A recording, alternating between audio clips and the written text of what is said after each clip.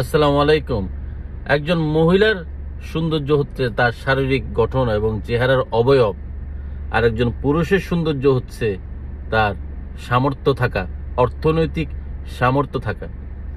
একটা ছেলে হিসেবে, একটা পুরুষ হিসেবে এই বাস্তবতাটাকেও যত যত আগে বুঝবেন, তত তাড়াতাড়ি আপনি স্বাবলম্বী হওয়ার চেষ্টা করবেন। আপনার যদি টাকা না থাকে, আপনার মতামতেরও খুব একটা বেশি গুরুত্ব থাকবে না। আপনি যত বেশি প্রোভাইড করতে পারবেন অর্থনৈতিকভাবে, আপনার মূল্যায়ন তত বেশি হবে। সেকেন্ড থিং হচ্ছে, আপনার ফিজিক্যালি আপনি যদি ফিট না হন, রিগার্ডলেস অফ আপনি কত দামি, কত ভালো ব্র্যান্ডের কাপড় চোপড়, শুজ এবং ড্রেস আপ করেন, you are not going to look good. So physical fitness is important. আপনি যে কোনো জায়গায় গেলে, if you have a good physics, good physical fitness, and along with this, আপনি দেখবেন শার্ক ট্যাঙ্ক বা ড্রাগনস ডেনে যেসব এই ড্রাগনসরা আসে, শার্ক ট্যাঙ্ক, ড্রাগনস ডেন, এটা আপনি গুগল করলে বুঝবেন, যারা জানেন না এটা কি জিনিস।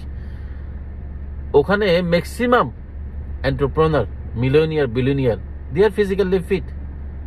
দ্য রিজন ইজ ফিজিক্যাল ফিটনেসের সাথে অর্থশালী হওয়ার একটা অঙ্গভাবে জড়িত। আপনি ফিজিক্যালি ফিট না হলে আপনি অর্থবান হওয়াটা, মানে হালাল উপায়ে অর্থবান হওয়াটা খুবই টাফ।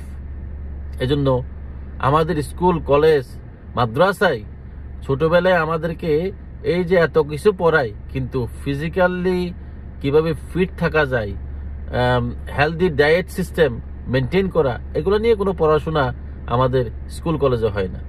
এজন্য আপনারা নিজেরা যদি, বা আমরা নিজেরা যদি, ইনক্লুডিং মি, একটু কেয়ারফুল হই যে আমরা কি টাইপের ফুড হ্যাবিট করলে আমাদের ফিজিক্যাল ফিটনেস রাখার জন্য ভালো, এক্সারসাইজিং করা। হ্যাঁ, এই ফিজিক্যাল ফিটনেস যতই যদি না থাকে, আপনি যত ভালো দামি কাপড় পরেন, আপনাকে দেখতে ভালো লাগবে না। 3 নম্বর জিনিস হচ্ছে, একজন ভালো মানুষের, একজন ভালো ব্যক্তিত্ববান পুরুষের যে ইম্পর্টেন্ট একটা দিক, সেটা হচ্ছে যে আপনি যদি আপনার কথার গুরুত্ব বুঝেন, আপনি সব জায়গায় বেশি কথা বলবেন না।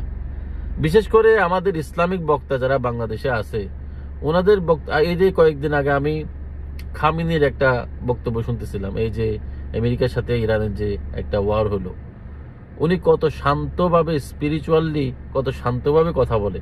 অথচ আমাদের ওয়াজিন যারা আছে, ইসলামিক লিডার যারা আছে, এরা মাইক একটা পাইলে যে যা করে একদম ফাটাই ফেলে। তো এই হচ্ছে বিষয়। আর উপস্থিতি, আপনার উপস্থিতি কোথাও থাকাটা যদি গুরুত্বপূর্ণ হয়, আপনার উপস্থিতিটাকে আপনি যদি নিজে নিজে গুরুত্বপূর্ণ মনে করেন, আপনি সব জায়গায় গিয়ে উপস্থিত হবেন না। ধন্যবাদ।